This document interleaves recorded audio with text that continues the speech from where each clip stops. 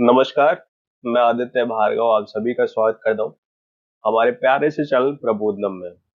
हम लोग light reflection and refraction chapter पढ़ रहे हैं। इस चैप्टर को पढ़ते वक्त बहुत सारी चीजें हम ऑलरेडी सीख चुके हैं, छोटी छोटी बातें कर चुके हैं, हमने छोटे छोटे वादे नहीं करे हुए, बातें कर चुके हैं। और इन सब चीजों के दौरान हमने बहुत सारी चीजों को सीखा भी है। और इन्हीं बूंद बूंद से ये लाइट रिफ्लेक्शन एंड रिफ्रैक्शन का जो चैप्टर है, जो समुद्र है, इसको अक्वायर करने की अपने पाथ में निकल चुके हैं। ओके, बातें होती रहेंगी, बट शुरू कर दे अपने पहले चैप्टर को एंड शुरू कर दे आज के लेक्चर को।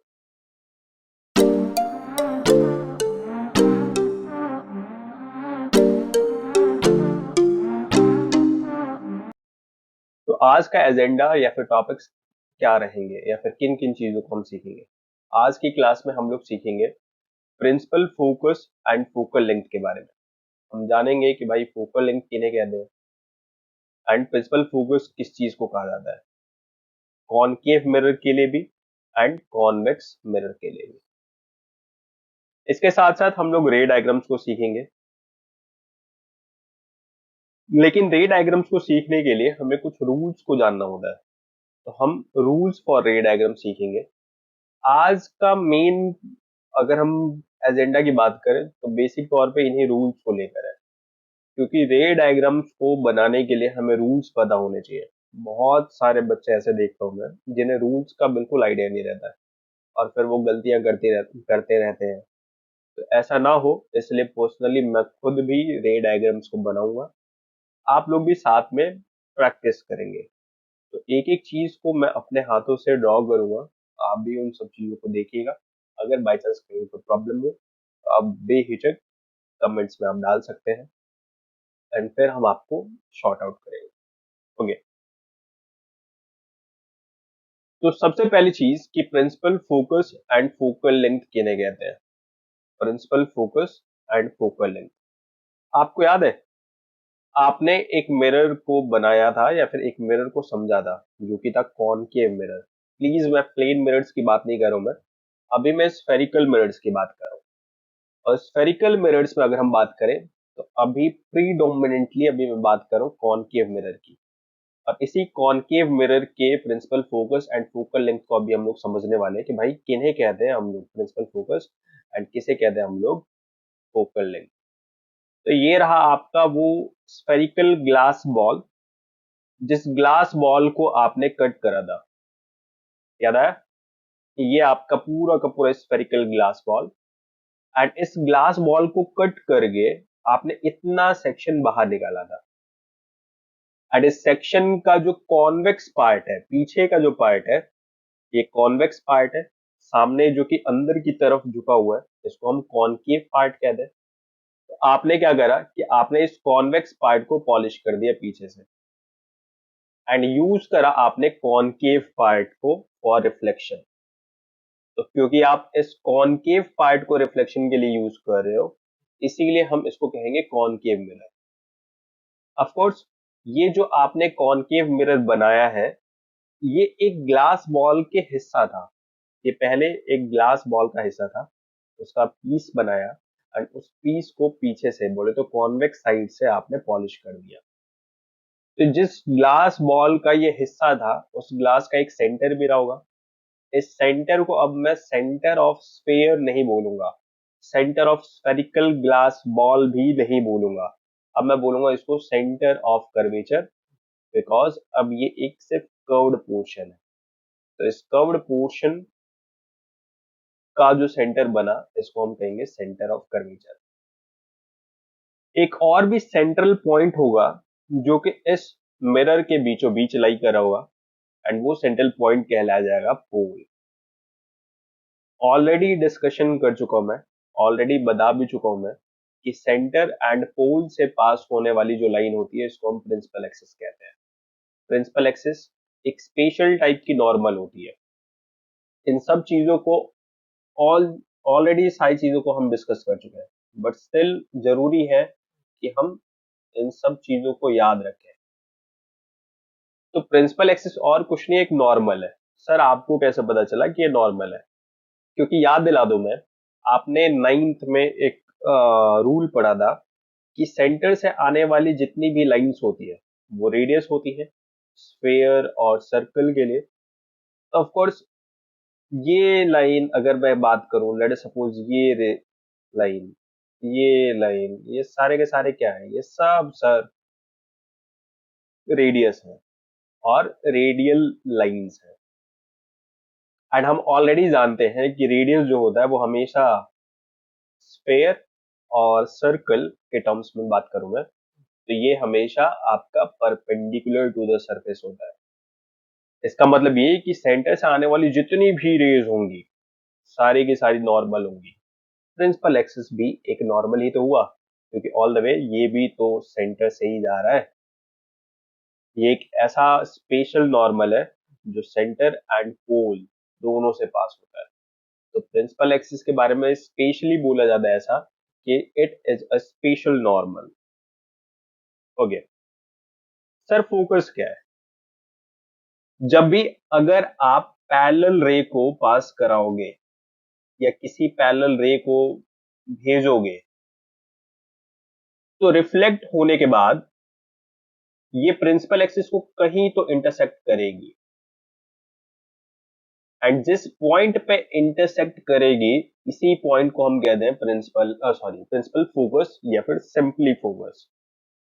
दोबारा बोलो मैं, प्रिंसिपल एक्सिस के पैरेलल अगर कोई रे जाती है तो टकराने के बाद ये हमारे प्रिंसिपल एक्सिस को जहां भी इंटरसेक्ट करती है उस इंटरसेक्टिंग पॉइंट को हम फोकस कहते हैं या फिर प्रिंसिपल फोकस कहते हैं। तो प्रिंसिपल फोकस ऐसा नहीं है कि हमने रैंडमली एक पॉइंट चूज करा और उसको फोकस बोल दिया। नहीं नहीं नहीं नहीं, हमने एक पैरेलल रे को भेजा, जब वो टकरा के आ रही थी तो प्रिंसिपल एक्सिस को जहां भी उसने इंटरसेक्ट करा उस इंटरसेक्टिंग पॉइंट को हमने फोकस बोला।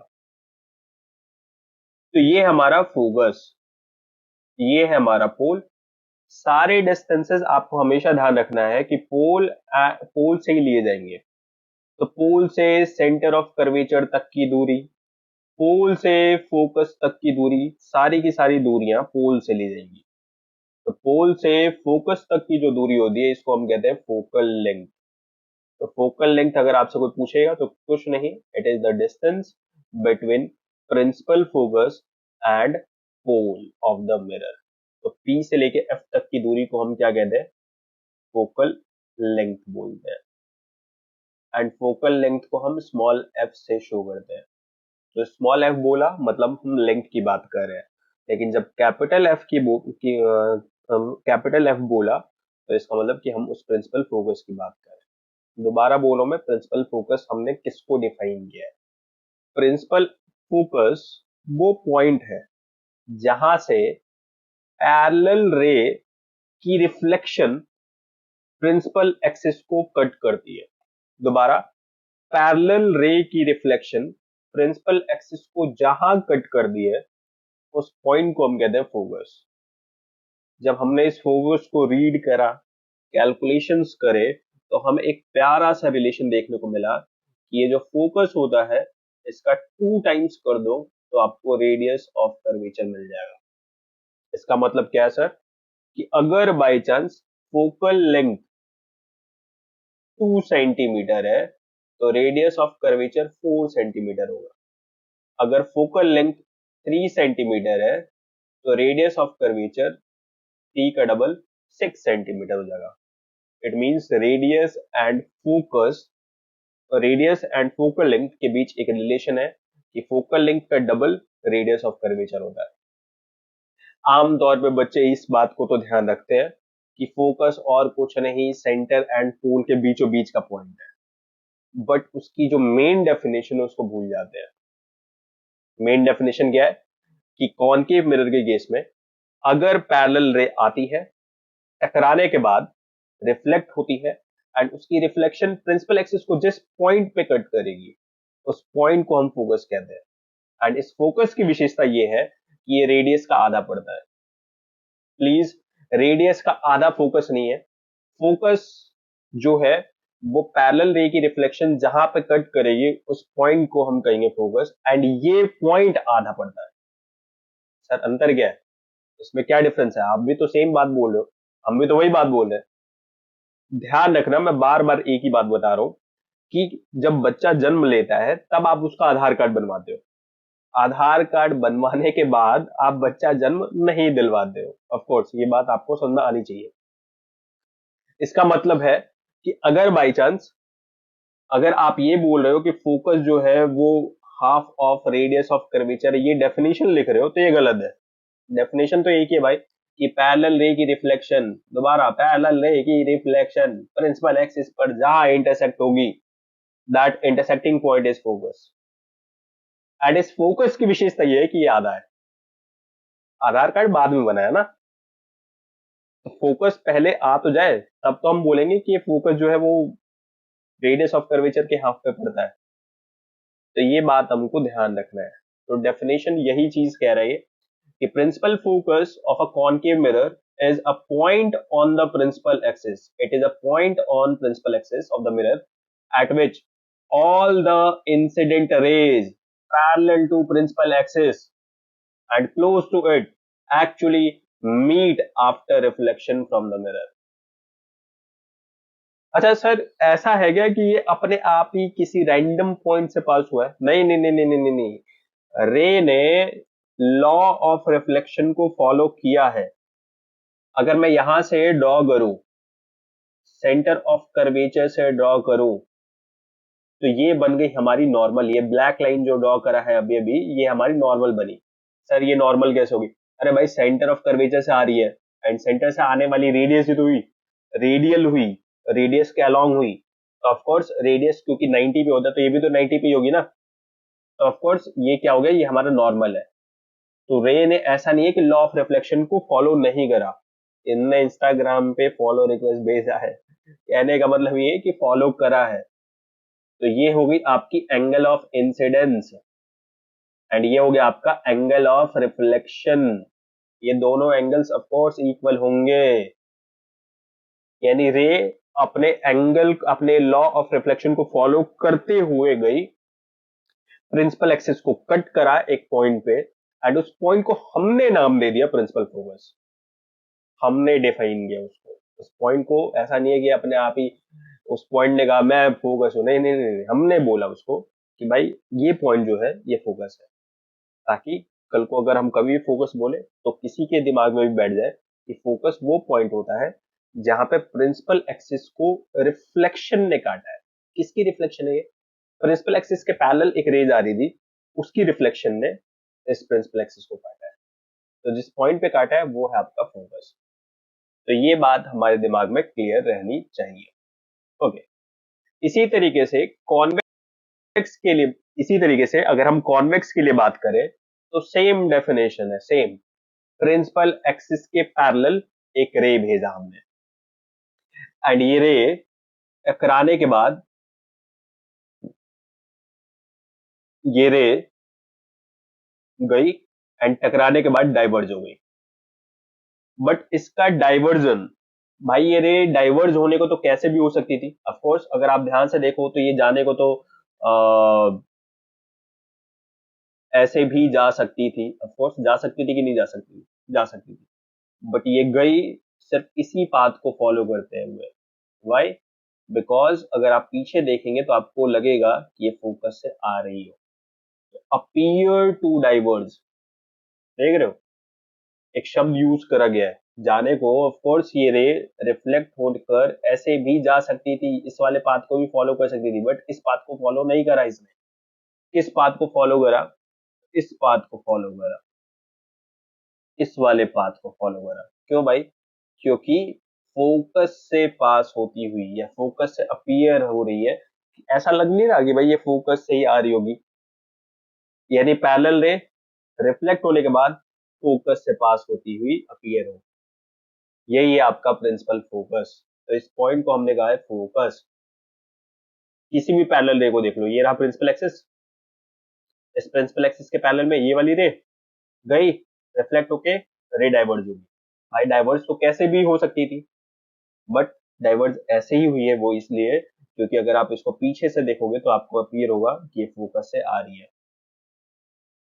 तो फोकस दोबारा अब थोड़ा सा ट्विस्ट कर दे, पैरेलल रे डाइवर्ज हुई, एंड अगर आप देख रहे हो पीछे करके देखोगे तो ये इंटरसेक्ट जिस पॉइंट पे करेगी उस पॉइंट को हम कहेंगे फोकस। ऑफ कोर्स आगे तो नहीं कर सकती थी, तो हमने इसको मिरर वर्ल्ड में देखा, मिरर वर्ल्ड में जहां पे भी इसने इंटरसेक्ट करा उस पॉइंट को हमने कहा focus. And pole and focus के बीच जरूर कुछ ना कुछ डिस्टेंस भी होता है सर। पोल कौन सा है? ये पॉइंट है पोल। तो पोल एंड फोकस के बीच जो दूरी है इसको हम क्या कहते हैं? Focal length. And focal length दोबारा रेडियस ऑफ कर्वेचर का आधा। सर रेडियस ऑफ कर्वेचर किसको कहते हैं? पोल से लेके सेंटर ऑफ कर्वेचर तक की दूरी को कहते हैं रेडियस ऑफ कर्वेचर। तो रेडियस ऑफ कर्वेचर का आधा, रेडियस ऑफ कर्वेचर का आधा क्या है? Focal length. फोकल लेंथ क्या होता है? पी से लेके एफ तक की दूरी, पोल से लेके फोकस तक की दूरी, इसको हम फोकल लेंथ कहते हैं। फोकस क्या है सर? दोबारा पैरेलल रे। किसके पैरेलल है? प्रिंसिपल एक्सिस के पैरेलल है। ये प्रिंसिपल एक्सिस है, तो प्रिंसिपल एक्सिस के पैरेलल रे रिफ्लेक्ट होने के बाद जिस पॉइंट से अपीयर हुए, या फिर कह लो प्रिंसिपल एक्सिस के जिस पॉइंट से अपीयर हुए कि लगे लगे ऐसा कि जिस पॉइंट से आ रही है, प्रिंसिपल एक्सिस के जिस पॉइंट से आती हुई डाइवर्ज रे दिखाई दे, उस पॉइंट को हम कहेंगे फोकस। इसको दूसरी भाषा में वही चीज कहूंगा मैं कि प्रिंसिपल एक्सिस के पैरेलल जो रे जा रही है टकराने के बाद उसकी रिफ्लेक्शन जहां भी प्रिंसिपल एक्सिस को कट करे, चाहे मिरर वर्ल्ड में चाहे रियल वर्ल्ड में, दो रियल वर्ल्ड्स की बात करूं मैं, real world and mirror world. Already इन वर्ल्ड्स के बारे में समझा चुका हूँ। रियल वर्ल्ड जिसमें हम रह रहे हैं, मिरर वर्ल्ड मतलब मिरर के अंदर। तो मिरर के अंदर काटे या मिरर के बाहर काटे, जहां भी ये प्रिंसिपल एक्सिस को इंटरसेक्ट करेगी उस पॉइंट को ही हम कहेंगे फोकस। तो सारी रेज देखो, सारी की सारी पैरेलल है, रे 1 रे 2 रे 3 रे 4, एंड ये सारी रेज पैरेलल है, रिफ्लेक्ट होकर जा रही है, एंड सबकी रिफ्लेक्शन जो है वो प्रिंसिपल एक्सिस को कहाँ कट करी है? फोकस पे कट करी है। यही तो विशेषता है फोकस की कि पैरेलल रे रिफ्लेक्ट होने के बाद प्रिंसिपल एक्सिस के जिस पॉइंट पर कट करेगी उसी पॉइंट को हम फोकस कहेंगे। तो ये है focus for convex mirror. And please focal length दोबारा बोलो, मैं फोकल लेंथ क्या होता है? पोल एंड फोकस के बीच का जो दूरी है उसी को हम कहते हैं फोकल लेंथ। अब हम लोग सीखेंगे रूल्स फॉर रे डायग्राम्स। हमने अभी तक सारे के सारे टर्म्स सीख लिए हैं। हमने जान लिया है सेंटर ऑफ कर्वेचर किसको कहते हैं, हमने जान लिया है पोल किसको कहते हैं, हमने जाना है प्रिंसिपल एक्सिस किसको कहते हैं, रेडियस ऑफ कर्वेचर किसको कहते हैं, फोकल लेंथ किसको कहते हैं, एंड साथ में फोकस को भी जाना है कि फोकस किसको कहा जाता है। कॉनकेव हो या कॉन्वेक्स हो, दोनों में मीनिंग एक ही है, बस उसको समझने का तरीका अलग अलग है। उसके पीछे रीजन ये है कि कॉनकेव जो होता है वो डाइवर्जिंग नहीं, सॉरी, कन्वर्जिंग मिरर है, जबकि कॉन्वेक्स की बात करें तो वो एक डाइवर्जिंग मिरर है, वो रेज को बाहर फैलाने का काम करती है। अब हम लोग सीख रहे हैं कि रूल्स फॉर रे डायग्राम्स क्या है। तो सर पहला सवाल तो ये बताइए कि डायग्राम्स, ये रे डायग्राम्स किन रे डायग्राम्स की बात कर रहे हो आप? ये रे डायग्राम्स होते क्या है? तो रे डायग्राम्स डायग्राम्स है, पहली बात रफ डायग्राम्स है, एंड ये ऐसे डायग्राम्स है जो कि हमें इमेज जो बनाई जाएगी या इमेज जो बनेगी ऑब्जेक्ट की वजह से, उस इमेज के nature, size and position.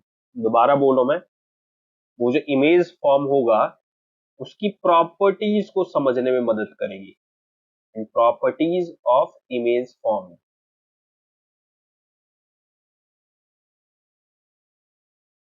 And properties में क्या क्या बातें हैं? पहला है नेचर, साइज, पोजीशन। क्या बोला मैंने? ध्यान से, आप ऑब्जेक्ट को जब मिरर के सामने रखोगे, चाहे प्लेन मिरर हो चाहे स्फेरिकल मिरर हो, जब आप ऑब्जेक्ट को मिरर के सामने रखोगे तो फिर आपको एक इमेज फॉर्म होती हुई दिखाई देगी। वो इमेज हो सकता है मिरर के अंदर बने, हो सकता है मिरर के बाहर बने, बट बनेगी जरूर। तो ये जो इमेज फॉर्म होगी इसकी कुछ प्रॉपर्टीज होंगी, उस इमेज का कुछ नेचर होगा, उस इमेज का कुछ साइज होगा, उसका कुछ पोजीशन होगा। तो ये जो प्रॉपर्टीज है, इन प्रॉपर्टीज को समझने में मदद करता है रे डायग्राम। तो रे डायग्राम्स क्या होते हैं? एक रफ डायग्राम्स होते हैं जो कि इमेज की प्रॉपर्टीज को समझने में मदद करता है। आप देखेंगे प्लेन मिरर के की तरह नहीं, स्फेरिकल मिरर में अलग अलग पोजीशन जब होता है ऑब्जेक्ट का, ऑब्जेक्ट की अलग अलग पोजीशंस पे इमेज की प्रॉपर्टीज अलग अलग देखने को मिलती है। तो जब हम रे डायग्राम्स बनाते हैं तो इनमें ऑब्जेक्ट को अलग अलग पोजीशंस पे रखते हैं एंड उसकी वजह से जो इमेज बन रही है उसके प्रॉपर्टीज को समझने की कोशिश करते हैं। तो रे डायग्राम्स ऑब्जेक्ट के डिफरेंट पोजीशंस पे रखे जाने पर जो इमेज बन रही है उसकी प्रॉपर्टीज को बताने के लिए मदद करता है and they are rough diagrams. तो रे डायग्राम्स रफ डायग्राम्स होते हैं जो ऑब्जेक्ट के डिफरेंट पोजीशंस पे जो इमेज बन रही है उन इमेजेस की प्रॉपर्टीज को समझने में मदद करती है। एंड इन रे डायग्राम्स को बनाने के लिए कुछ रूल्स हैं। इन रूल्स को अगर आप नहीं समझोगे तो फिर आप रे डायग्राम्स नहीं बना पाओगे। तो इसीलिए सबसे पहले आपको रे डायग्राम्स को समझने के लिए कुछ रूल्स समझना जरूरी है एंड इन रूल्स को हम कहते हैं रूल्स फॉर रे डायग्राम्स। तो सबसे पहले हम लोग कॉनकेव मिरर की बात करेंगे। कॉनकेव मिरर के रे डायग्राम के लिए कुछ रूल्स को सीखेंगे। तो ये है हमारा रूल नंबर 1। तो ये बन गया हमारा मिरर और मिरर के पीछे से हम लोगों ने कर दी पॉलिशिंग।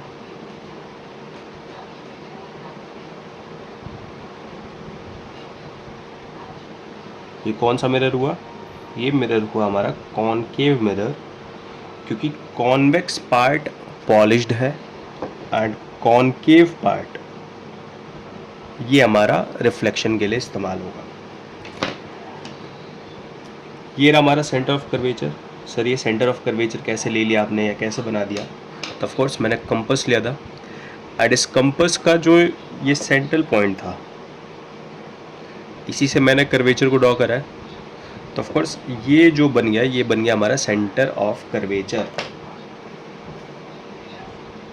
एंड फिर हम लोग क्या करेंगे, इस सेंटर ऑफ कर्वेचर से एक लाइन ड्रॉ करेंगे जो कि हमारे मिरर को काटती हो जाएगी, मिरर के सेंट्रल पोर्शन को काटती हो जाएगी। एंड मिरर के सेंट्रल पोर्शन को हम लोग क्या कहते हैं? पोल। तो ये जो लाइन ड्रॉ किया गया है ये और कुछ नहीं, प्रिंसिपल एक्सिस है।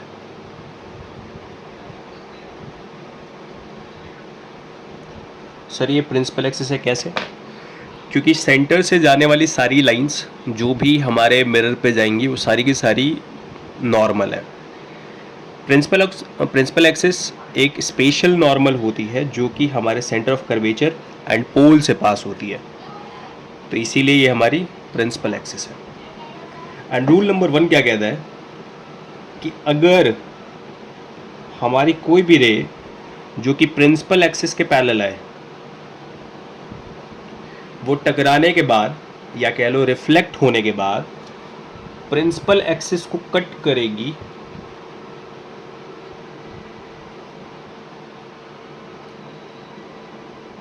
जिस पॉइंट पर, उस पॉइंट को हम लोग कहेंगे फोकस।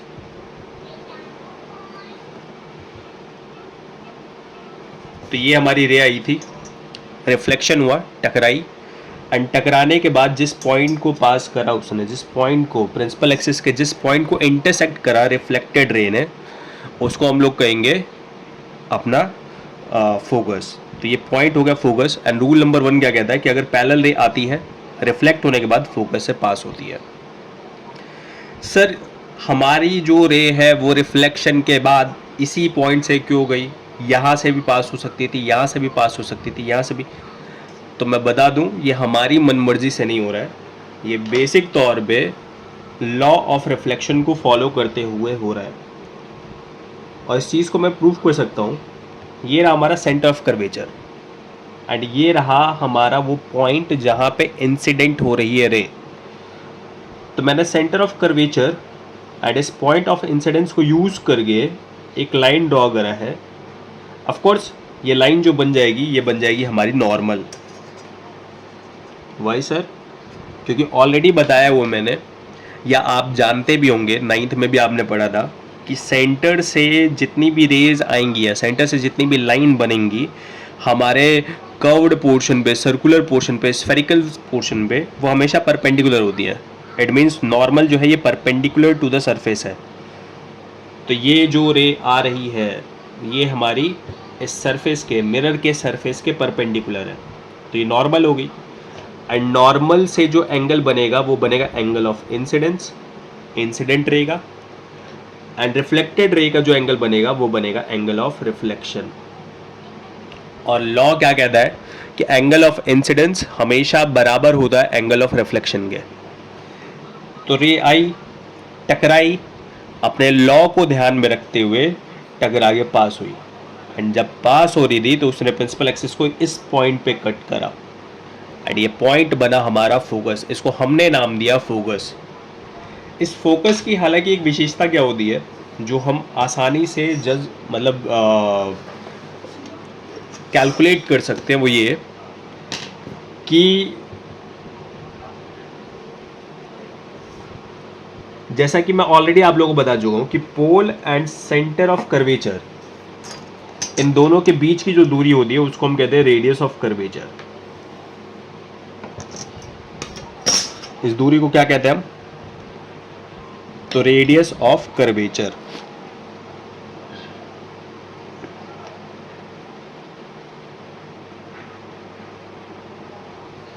वही पोल एंड फोकस, इन दोनों के बीच की जो दूरी होती है इसको कहा जाता है फोकल लेंथ। ये बातें ऑलरेडी हम डिस्कस कर चुके हैं, इनके बारे में ऑलरेडी मैं बता चुका हूं आप लोगों को, बट स्टिल एक बार दोबारा रिवाइज कराने के लिए।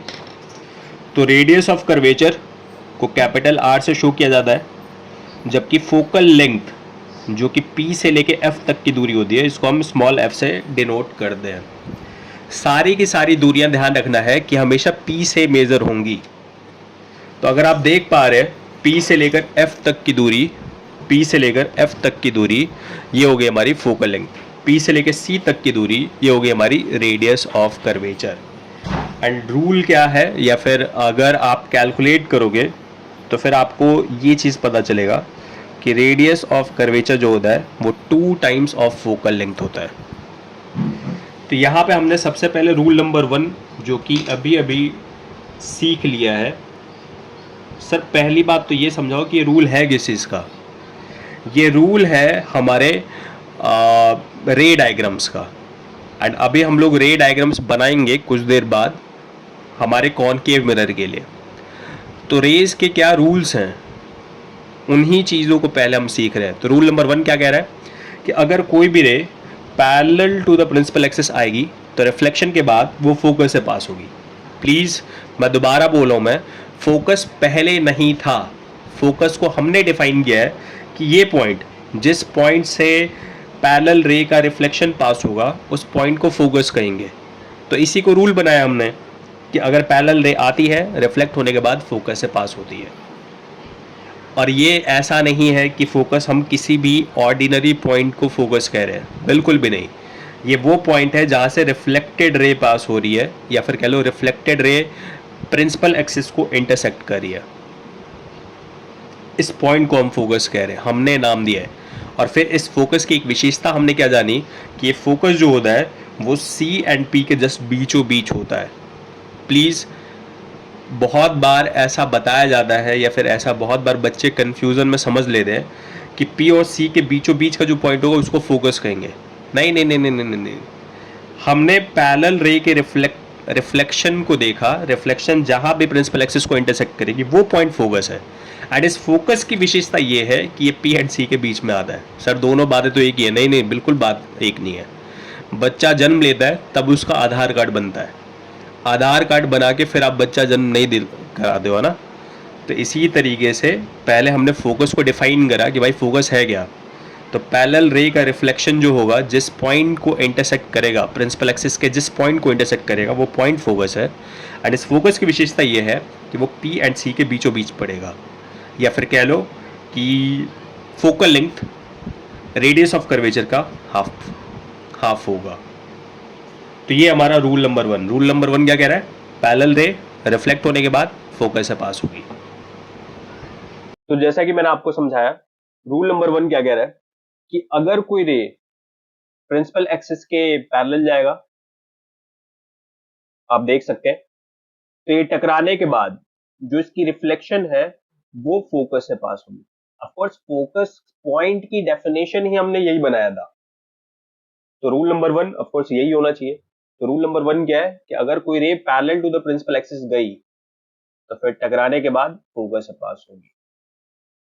फिर रूल नंबर 2, रूल 2 को देखते हैं। रूल 2 क्या होता है? रूल 2 जस्ट ऑपोजिट है हमारे रूल 1 के। तो सबसे पहले दोबारा वही मिरर को ड्रॉ कर लेते हैं। ड्रॉ करने के लिए मैंने क्या करा, कंपास लिया। कंपास से हमने क्या करा, यूज़ करो 6 centimetre as the radius of curvature. Sir 6 centimetre as radius of curvature, क्या मीनिंग है इसका? इसका मतलब कि 6 सेंटीमीटर की दूरी पर मैं सेंटर ऑफ कर्वेचर को ड्रॉ करूँ। तो ये बनाया मैंने अपना मिरर, एंड इस मिरर से 6 सेंटीमीटर की दूरी पे ये बन गया मेरा सेंटर ऑफ कर्वेचर। सर ये मिरर है? नहीं, अभी ये मिरर नहीं है, अभी तो ये सिर्फ कर्व्ड पोर्शन है। और अब मैंने क्या करा, इसके ऊपर पॉलिशिंग कर दी, एंड इस पॉलिशिंग की वजह से अब ये बन चुका है मिरर।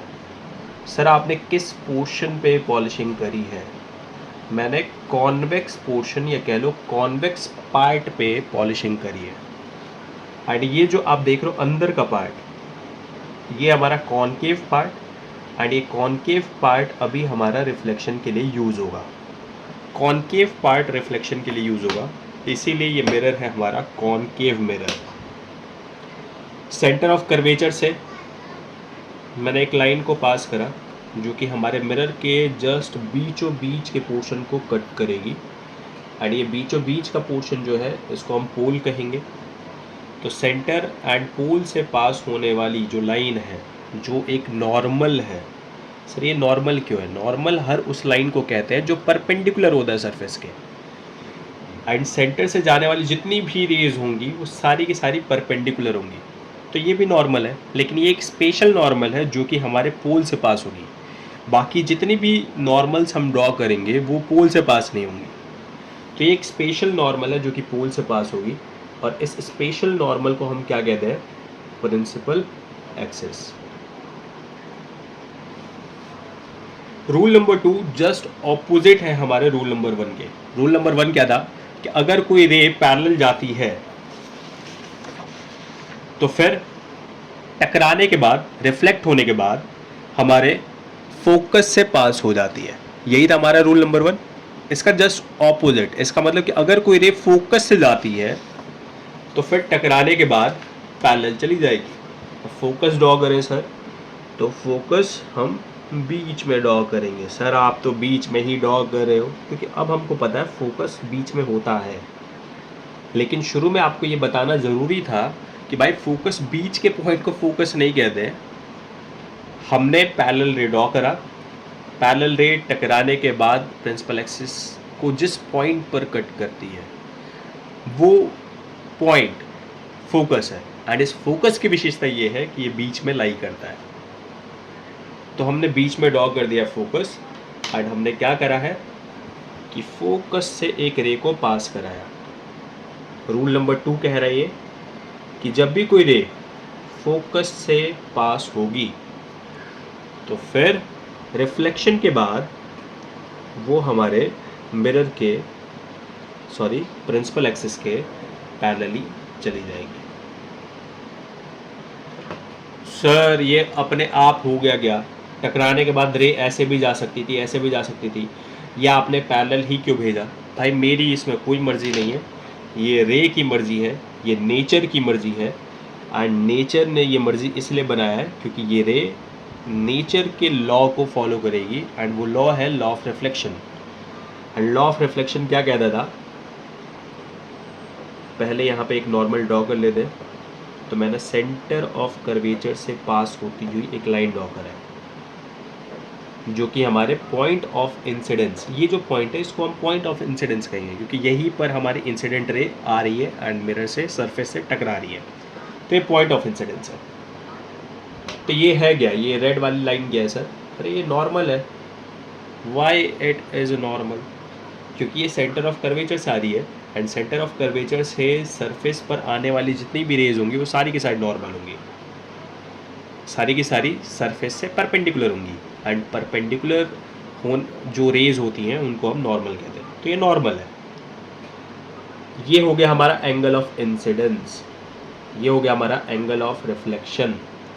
तो रे आई अपने लॉ को फॉलो करते हुई चली गई। लॉ को फॉलो करती हुई जब गई तो हमने एक चीज़ नोटिस करा कि अगर ये रे फोकस से आएगी तो टकराने के बाद प्रिंसिपल एक्सिस के पैरेलल चली जाएगी। ये है rule number 2। And rule number 2 ऐसा नहीं है भाई, कोई भी रूल ऐसा नहीं है जो हम बना रहे हैं अपनी तरफ से। ये सारे के सारे रूल्स लाइट फॉलो कर रही है by following it's law of reflection. तो लॉ ऑफ रिफ्लेक्शन को फॉलो करते हुए ही इन लॉज को, इन रूल्स को देखा गया है। तो रूल नंबर 1 क्या कह रहा था कि अगर कोई रे प्रिंसिपल एक्सिस के पैरेलल जाएगी तो रिफ्लेक्ट होने के बाद फोकस से जाएगी। इसका जस्ट ऑपोजिट क्या है कि अगर कोई रे फोकस से जाएगी तो टकराने के बाद, रिफ्लेक्ट होने के बाद ये प्रिंसिपल एक्सिस के पैरेलल चली जाएगी। बता दूं मैं, ये है हमारी इंसिडेंट रे, ये हमारी रिफ्लेक्टेड रे, जाने वाली, टकरा के जाने वाली रिफ्लेक्टेड रे। ये है हमारा नॉर्मल, इंसिडेंट रे का नॉर्मल के साथ angle, angle of incidence. Reflected ray का नॉर्मल के साथ angle, angle of reflection. And ये जो पॉइंट है, ये इसको हम कहेंगे पॉइंट ऑफ इंसिडेंस, क्योंकि इसी पॉइंट पे इंसिडेंस हुई है आपकी इंसिडेंट रे। ये पीछे वाला जो पोर्शन है इसको हम कहेंगे कॉन्वेक्स पार्ट, जिसको हमने पॉलिश करा हुआ है। और ये जो आगे का पोर्शन है जो कि यूज हो रहा है एज रिफ्लेक्शन, फॉर रिफ्लेक्शन, वो है कॉनकेव पार्ट। कॉनकेव पार्ट ये जो अंदर की तरफ बल्ज है, तो बल्ज्ड इनवर्ड्स, ये कॉनकेव पार्ट हो गया। वही पीछे का पोर्शन ये हमारा कॉन्वेक्स पार्ट हो गया। तो कॉन्वेक्स पार्ट को पॉलिश कर दिया हमने एंड यूज़ करें हम कॉनकेव पार्ट को, इसीलिए ये कॉनकेव मिरर है।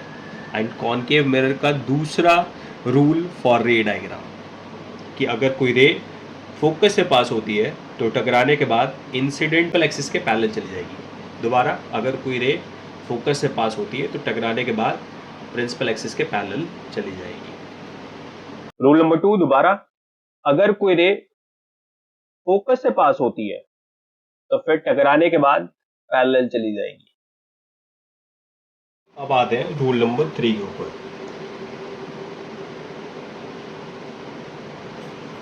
तो रूल नंबर 3 क्या कहता है? इसके लिए सबसे पहले हम लोग दोबारा वही सेम प्रोसेस मिरर बना लेते भाई। बन जा रहा है प्यारे, कहाँ है तू?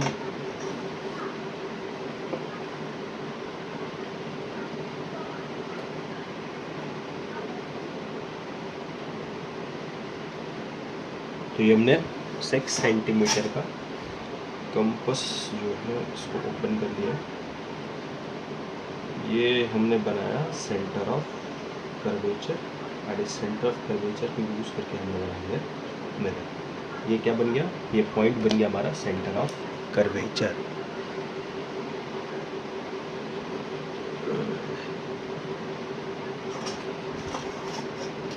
एंड इस सेंटर ऑफ कर्वेचर को यूज़ करके हम क्या करेंगे, एक नॉर्मल ड्रॉ करेंगे। एंड ये नॉर्मल हमारे मिरर के बीचों बीच से पास होगी। ऑफ कोर्स आप समझ रहे हैं ये क्या बनाने की कोशिश करूँ मैं। तो ये प्रिंसिपल एक्सिस।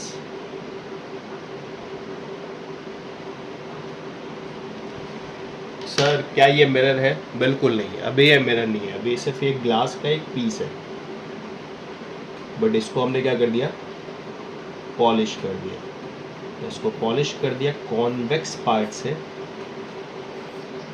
एंड इसको यूज करेंगे कॉनकेव पार्ट से, क्योंकि यूज करेंगे कॉनकेव पार्ट से, इसलिए ये बन गया हमारा कॉनकेव मिरर। रूल नंबर 3 क्या कहता है कि अगर कोई रे सेंटर ऑफ कर्वेचर से जाएगी, अगर कोई रे सेंटर ऑफ कर्वेचर से जाएगी एंड रिफ्लेक्ट होगी, तो रिफ्लेक्ट होने के बाद सेम पाथ को फॉलो करते हुए वापस आ जाएगी। सर ऐसा क्यों हुआ कि सेंटर ऑफ कर्वेचर से गई तो टकरा के वापस सेंटर ऑफ कर्वेचर से आ गई? क्योंकि भूल रहे हैं शायद आप कि सेंटर ऑफ कर्वेचर से जाने वाली जितनी भी रेज होंगी वो सारी की सारी नॉर्मल के अलॉन्ग जा रही है। इसका मतलब, क्योंकि ये है क्या, ये तो नॉर्मल ही है ना हमारा।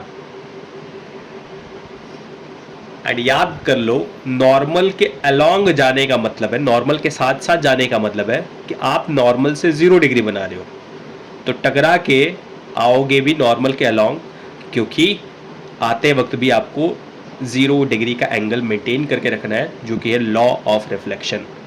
तो लॉ ऑफ रिफ्लेक्शन क्या कह रहा है कि भाई angle of incidence must be equal to angle of reflection. यहाँ पे दोनों के दोनों 0 डिग्री हो जाएंगे, तो जाते वक्त 0 डिग्री, आते वक्त भी 0 डिग्री। इसलिए कोई भी रे अगर नॉर्मल के अलॉन्ग जाती है तो टकरा के नॉर्मल के अलॉन्ग ही आती है। इस बात को हम ऑलरेडी डिस्कस कर चुके हैं कि अगर कोई रे नॉर्मल के अलॉन्ग जाती है तो टकरा के वापस नॉर्मल के अलॉन्ग ही आती है। तो ये जो सेंटर ऑफ कर्वेचर से जा रही है जो रे, वो नॉर्मल के अलॉन्ग जा रही है, बोले तो नॉर्मल से 0 डिग्री बना के जा रही है। तो जाते वक्त अगर 0 डिग्री बना रही है, बोले तो एंगल ऑफ इंसिडेंस अगर 0 डिग्री है, तो of course angle of reflection भी 0 डिग्री होना चाहिए, और इसके लिए आते वक्त भी नॉर्मल के अलॉन्ग ही आएगी। तो इसीलिए कोई भी रे, ये रूल नंबर 3 कहता है कि अगर कोई भी रे सेंटर ऑफ कर्वेचर से जाएगी तो टकरा के वापस सेंटर ऑफ कर्वेचर के अलॉन्ग ही आ जाएगी। रूल नंबर 3, अगर कोई रे सेंटर ऑफ कर्वेचर से जाती है तो फिर टकराने के बाद वापस सेंटर ऑफ कर्वेचर के अलॉन्ग आ जाती है। ये हम ऑलरेडी जान चुके हैं अब कि क्यों ऐसा होता है, क्योंकि जब भी सेंटर ऑफ कर्वेचर के अलॉन्ग जाती है, इसका मतलब कि नॉर्मल के अलॉन्ग जा रही है। अगर कोई रे नॉर्मल के अलॉन्ग जा रही है तो ऑफ कोर्स टकरा के वापस नॉर्मल के अलॉन्ग ही तो आएगी। Angle I, angle R 0 degree maintain रहेगा। एंड फाइनली रूल नंबर 4,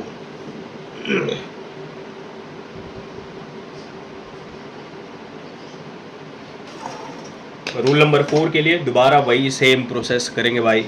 सबसे पहले तो हम बनाएंगे मिरर, एंड मिरर बनाने के लिए हम लोग क्या करेंगे, 6 सेंटीमीटर का सबसे पहले कंपास ओपन करेंगे, फिर एक कांच का टुकड़ा बना दिया हमने, एंड जिस पॉइंट को हमने यूज़ करा था इस कांच के टुकड़े को बनाने के लिए, उसको हम लोग सेंटर ऑफ कर्वेचर बोलेंगे। फिर इस सेंटर ऑफ कर्वेचर से एक लाइन बनाएंगे, एक नॉर्मल लाइन बनाएंगे, जो कि होगी हमारी प्रिंसिपल एक्सिस। ये अभी कांच का टुकड़ा ही है, अब मैंने इसको क्या कर दिया, इसको पीछे से पॉलिश कर दिया, एंड ये बन गया हमारा मिरर। कौन सा मिरर है सर? कॉनकेव मिरर भाई, क्योंकि हम कॉन्वेक्स पार्ट पॉलिश कर रहे हैं एंड कॉनकेव पार्ट को यूज कर रहे हैं फॉर रिफ्लेक्शन। एंड ये पॉइंट क्या है सर? आपने यहाँ भी नहीं बताया कि ये वाला पॉइंट क्या है। ये हमारा पोल, ये हो गया हमारा पोल। तो रूल नंबर 4 कहता है कि अगर कोई रे डायरेक्टली पोल पर जाके इंसिडेंट होती है, अगर कोई रे डायरेक्टली पोल पर इंसिडेंट होती है तो क्या होगा? क्वेश्चन नहीं सर, लॉ फॉलो होगा, एंड लॉ फॉलो होगा तो एंगल ऑफ इंसिडेंस अगर 30 डिग्री हुआ तो ऑफ कोर्स टकरा के भी सेम एंगल मेंटेन करते हुए रिफ्लेक्ट हो जाएगी। सर आपने प्रिंसिपल एक्सिस से एंगल क्यों लिया? क्योंकि भाई प्रिंसिपल एक्सिस भी तो एक नॉर्मल ही है। प्रिंसिपल एक्सिस क्या है? ये एक स्पेशल नॉर्मल है। सर ये नॉर्मल कैसे? अरे सेंटर ऑफ कर्वेचर से जा रही है ना ये, एंड सेंटर ऑफ कर्वेचर से जाने वाली जो रेज होंगी वो क्या होती है? नॉर्मल होती है। ऑफ कोर्स ये नॉर्मल है, लेकिन ये एक ऐसी नॉर्मल है जो centre of curvature and pole से पास होती है, इसीलिए ये एक स्पेशल नॉर्मल है। एंड इस स्पेशल नॉर्मल को हमने नाम दिया है प्रिंसिपल एक्सिस। तो अगर कोई रे पोल पर जाती है तो जितने एंगल से इंसिडेंट हुई है उतने एंगल से रिफ्लेक्ट हो जाएगी। ये है रूल नंबर 4। रूल नंबर 4, अगर कोई रे पोल पर जाती है तो जितने एंगल से टकराई है पोल पे उतने एंगल से रिफ्लेक्ट भी हो जाएगी, क्योंकि angle of incidence must be equal to angle of reflection. ये रूल नंबर हमारा 4। तो 4 रूल्स देखे हमने, और ये 4 रूल्स हैं हमारे रे डायग्राम के लिए कॉनकेव मिरर के। सवाल आया कि सर ये रूल्स क्यों बता रहे हो आप? क्योंकि इन्हीं रूल्स को यूज़ करके हम रे डायग्राम्स बनाएंगे। सर एक बार रे डायग्राम बता दो क्या होता है। रे डायग्राम्स आर रफ डायग्राम्स जो कि यूज़ होंगे हमारे प्रिडिक्शन में कि इमेज जब हम ऑब्जेक्ट को किसी पॉइंट पे रखते हैं, मिरर के सामने किसी पॉइंट पर अगर हम ऑब्जेक्ट को रखते हैं, दे आर इनफाइनाइट पॉइंट्स। तो अगर आप किसी पॉइंट पर ऑब्जेक्ट को रखोगे तो इमेज कैसी बनेगी, उसका नेचर क्या होगा, उसका साइज़ क्या होगा, उसका पोजीशन क्या होगा। अब ये बात कैसे पता चलेगा? ये बात हमें तब पता चलेगा जब हम रे डायग्राम को ड्रॉ करेंगे। तो रे डायग्राम ऐसे रफ डायग्राम्स होते हैं जो हमें ऑब्जेक्ट के अलग अलग पोजीशंस पे अलग अलग इमेजेस जो बन रही हैं उनके नेचर, उनका साइज़, उनका पोजीशन, ये तीनों बातें बताने में मदद करती है। दोबारा, रे डायग्राम्स रफ डायग्राम्स होते हैं जो कि हमें ऑब्जेक्ट के अलग अलग पोजीशंस पे रखे जाने पर जो इमेज फॉर्म होती है उसके नेचर, साइज एंड पोजीशन का एक रफ आइडिया देने में, एस्टिमेशन देने में मदद करते हैं। एंड इन रे डायग्राम्स को ड्रॉ करने के लिए हमें ये 4 रूल्स पता होने चाहिए थे। ये 4 रूल्स कॉनकेव के लिए भी है, यही 4 रूल्स कॉन्वेक्स के लिए भी है। तो जब हम कॉन्वेक्स के रे डायग्राम्स बनाएंगे तो उस वक्त उसके रूल्स पढ़ेंगे। सेम टाइप के हैं बट वहाँ पे हल्का फुल्का थोड़ा सा मॉडिफिकेशन है, थोड़ा सा चेंज है, तो उसको हम देख लेंगे वहाँ पे। बट यहाँ पे अभी हमें समझ में आना चाहिए कि भाई रूल्स क्या है। किसी भी रूल ने ऐसा नहीं है कि लॉ ऑफ रिफ्लेक्शन को ब्रेक करा है। सारे के सारे रूल्स लॉ ऑफ रिफ्लेक्शन को फॉलो कर रहे हैं। एंड ये रूल्स क्या क्या है? पहला रूल क्या था कि अगर कोई भी ray parallel to principal axis आती है तो रिफ्लेक्शन के बाद ये फोकस से पास होगी। रूल नंबर 2, अगर कोई रे फोकस से जाती है तो रिफ्लेक्शन के बाद पैरेलल टू प्रिंसिपल एक्सिस चली जाएगी। एंड रूल नंबर 3, अगर कोई रे सेंटर ऑफ कर्वेचर से जाती है तो टकरा के सेंटर ऑफ कर्वेचर से पास होती है तो रिफ्लेक्शन के बाद वापस सेंटर ऑफ कर्वेचर से ही पास होगी। एंड रूल नंबर 4, अगर कोई रे पोल से पास होती है तो पोल पे जितना एंगल बनाते हुए गई थी उतने एंगल से रिफ्लेक्ट भी हो जाएगी। ये 4 रूल्स हैं जो कि हमें रे डायग्राम्स के लिए याद रखना है। तो आगे जब रे डायग्राम बनाएंगे तो हम देखेंगे कि ये रूल्स कैसे हमारी मदद कर रहे हैं। ये है क्या sir? They are rules for ray diagrams. तो आज की क्लास में हमने बहुत कुछ सीखा है। प्लीज आने वाली 1-2 क्लासेस जो होंगी वो काफी स्लो पेस में रहेंगी। स्लो पेस में इसलिए क्योंकि जो बच्चों का सबसे बड़ा डर है रे डायग्राम्स को लेकर, वो डर हट जाए। और इसीलिए 1-2 क्लासेस, शायद 3-4 क्लासेस काफी स्लो पेस में रहेंगी। आप इनको प्लीज ध्यान से देखें, रे डायग्राम्स बनाएं एंड बेसिक टर्मिनोलॉजीज को समझें, ताकि जो आपका लाइट का समुंदर है उसको आप आसानी से एक्वायर कर सको। चीजें बहुत आसान है, बट जब आप ध्यान नहीं दोगे तो फिर प्रॉब्लम है। तो आप ध्यान से हर एक चीज को देखो, समझो, खुद प्रैक्टिस करो। जहां गलती हो हमें कमेंट करके बताओ, we will sort it out. Okay. And अभी आज की क्लास में हमने ज्यादा कुछ पढ़ा, मतलब ज्यादा कुछ नहीं पढ़ा, बट थोड़ा डिटेल को रखने की कोशिश करा हमने। हमने जाना है कि प्रिंसिपल फोकस क्या होता है, फोकल लेंथ क्या होता है। इसके साथ साथ हमने रूल्स फॉर रे डायग्राम सीखा है, सिर्फ कॉनकेव मिरर के लिए। ऐसे ही कॉन्वेक्स मिरर में भी सीखेंगे इन्हीं रूल्स को, एंड फिर हम लोग रे डायग्राम्स को बनाएंगे। तो पहले हम लोग क्या करेंगे, रूल्स हमने कॉनकेव मिरर के लिए सीख लिए, रे डायग्राम्स भी सीखे कॉनकेव मिरर के लिए। उसके बाद फिर हम लोग रूल सीखेंगे कॉन्वेक्स मिरर के लिए, कॉन्वेक्स मिरर में रे डायग्राम्स बनाने के लिए। एंड फिर हम वहां पे भी इसी तरीके से रे डायग्राम्स को सीखेंगे। एंड फिर लास्ट में सारे रे डायग्राम्स को एक साथ कंपाइल करके चीजों को मर्ज करेंगे, या फिर कह लो उन सबको जोड़ेंगे। अब और ज्यादा मजा आएगा। ओके, तो अभी के लिए चीजें आसान रखने के लिए, ज्यादा मैसअप्स ना हो, इनसे बचाए रखने के लिए हम लोग आज की क्लास को यहीं पॉज करते हैं। अगर पसंद आए तो प्लीज 3 प्यारे काम जरूर करें, लाइक शेयर सब्सक्राइब, एंड अपने दोस्तों को भी बताएं कि हाँ जी, अच्छी से प्रिपरेशन हो सकती है यहाँ पे। ओके, तब तक के लिए टाटा, बाय बाय, मजा करो एंड मस्त रहो आप सभी। बाय।